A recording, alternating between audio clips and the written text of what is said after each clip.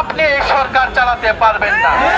জনগণের যে মৌলিক চাহিদা গ্যাস, বিদ্যুৎ, পানি ইত্যাদির সংকট, কৃত্রিম সংকট তৈরি করেছে এই সরকার। নিজেদের ভাগ বাটোয়ারার জন্য সিন্ডিকেটের সাথে হাত মিলিয়ে কৃত্রিম গ্যাস সংকট করে তারা গ্যাসের দাম বাড়ানোর পায়তারা করছে।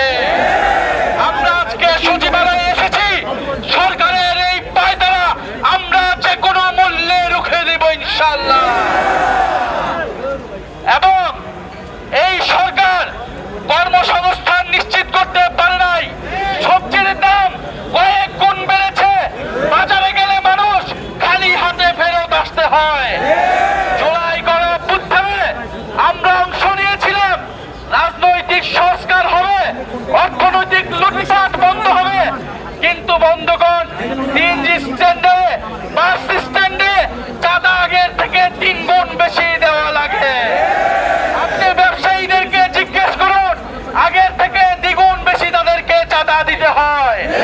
একদিকে ট্যাক্স প্রশাসনের লোকেরা গিয়ে চাঁদা নেয়, একদিকে দলীয় প্রশাসনের লোকেরা গিয়ে চাঁদা দিচ্ছে। এই হচ্ছে দেশের পরিস্থিতি। এই পরিস্থিতিতে আমরা দেখতে পাচ্ছি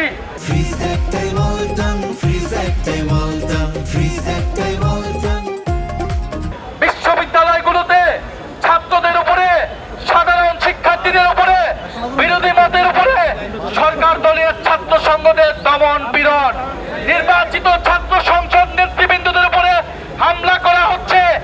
একযোগে সকল ক্যাম্পাস দখলদারিত্ব করার চেষ্টা করা হচ্ছে।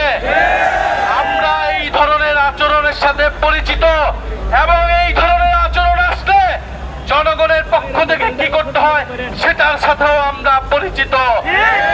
তারেক রহমানকে বলে দিতে চাই, আজকে আমরা সচিবালয়ের দ্বার প্রান্তে এসেছি, প্রয়োজন হলে আপনার বাসভবনের দিকেও যাব, জাতীয় সংসদের দিকে যাব, প্রধানমন্ত্রীর কার্যালয়ের দিকেও যাব, কিন্তু জনগণের যে নিত্য প্রয়োজনীয় অধিকার, সেই অধিকারের সুরক্ষা আমরা নিশ্চিত করব ইনশাআল্লাহ। আজকে আমরা হুঁশিয়ারি দিতে এসেছি, গ্যাসের দাম যদি 1 টাকাও বৃদ্ধি করা হয়, 1 টাকাও, আপনি এই সরকার চালাতে পারবেন না।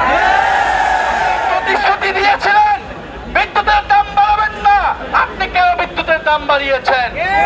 আপনি প্রতিশ্রুতি দিয়েছেন কর্মসংস্থান করবেন, দ্রব্যমূল্যের দাম বাড়াবেন না, আপনি এখন দ্রব্যমূল্যের দাম বাড়াচ্ছেন।